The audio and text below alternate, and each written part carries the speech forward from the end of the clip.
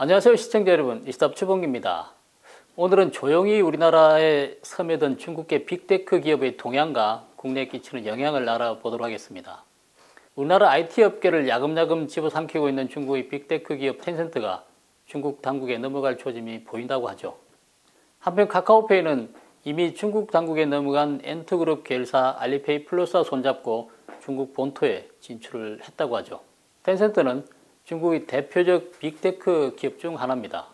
정권정보 업체 FN가이드가 공개한 자료에 따르면 지난달 말 기준 텐센트가 보유한 국내 기업의 주식 지분은 카카오 6.29%, 크래프톤 13.56%, 넷마블 17.56%, 그리고 YG 엔터테인먼트 4.31%로 나타났습니다.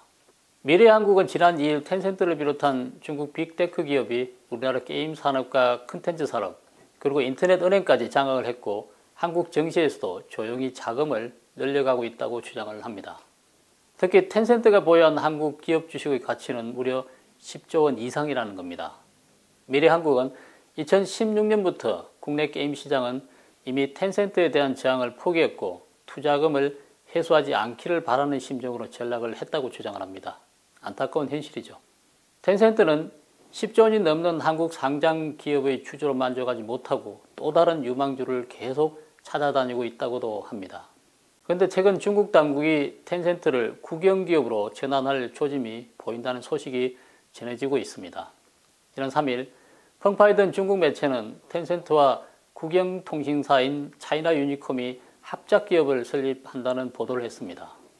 매체의 보도에 따르면 중국 시장감독관리총국은 지난 18일 차이나 유니콤과 텐센트가 혼영기업을 신설하는 방안을 조건 없이 승인을 했다는 겁니다.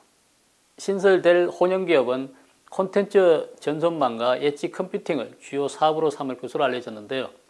엣지 컴퓨팅은 통신망 데이터를 중앙으로 전송하지 않고 생산 위치와 가까운 곳에서 처리하는 기술이죠. 지분을 살펴보면 차이나 유니콤 측과 텐센트 측이 신설회사의 지분을 각각 48%와 42%를 갖게 되며 나머지 10%는 신설회사 직원들에게 돌아간다는 겁니다. 한편 집권 3기에 들어선 시진핑이 민간기업 역량을 약화시키고 그 대신 국영기업 역할을 강조하는 경향이 강화될 것이라는 전망이 제기가 되고 있습니다.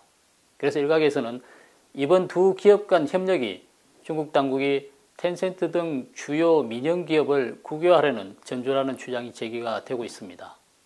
텐센트가 중국의 국유기업으로 전환되면 텐센트가 보유한 우리나라 기업의 지분도 당연히 중국 당국에 넘어가게 되겠죠. 이렇게 될 경우 중국 공산당 정부가 국내 기업에도 막대한 영향을 끼치게 된다는 점 때문에 우려가 제기가 되고 있습니다. 카카오페이는 자사 2대 주주인 엔터그룹을 등에 업고 중국에 진출한 첫 해외 간편결제 사업자가 됐습니다. 연합뉴스에 따르면 카카오페이는 지난 7일 엔터그룹 계열사 알리페이 플러스와 제휴를 맺고 중국 일부 지역 오프라인 매장에서 카카오페이를 이용할 수 있도록 했습니다. 알리페이 플러스는 엔터그룹의 결제 마케팅 솔루션이죠. 카카오페이는 알리페이 플러스와의 협력을 통해 일본 내 결제 서비스도 강화한다고 밝혔는데요. IT 전문 매체 블로트에 따르면 카카오페이 사용자들은 일본 내 카카오페이나 제휴 서비스인 알리페이 플러스 로고가 비치된 오프라인 매장에서 별도 환전 없이 결제를 할 수 있다고 합니다.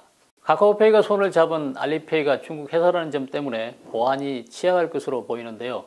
중국 금융 매체 이스터머니닷컴은 2020년 말 기준 엔터그룹 주식 10.68%를 중국 국영기업 14곳이 보유하고 있다고 했습니다. 엔터그룹의 모 회사인 알리바바는 중국 당국과 좋은 관계를 유지하기 위해서 고객의 개인정보를 대가 없이 당국에 제공하는 것으로 알려져 있죠. 중국의 모든 기업은 중국 당국이 지난 2017년 제정한 국가정보법에 따라서 수집한 이용자 정보를 정부에 제공을 해야 합니다. 텐센트나 엔터그룹도 예외는 아니죠. 미국 서던 캘리포니아대 디지털 전문가 순텐수 교수는 지난 1일 에포크타임스 기고문에서 중국 빅테크 기업은 고객 정보를 자산으로 여기고 이를 중국 당국과 좋은 관계를 유지하는 도구로 이용을 한다고 지적을 하기도 했습니다. 오늘 방송은 여기서 마치도록 하겠습니다. 시청해 주셔서 감사합니다.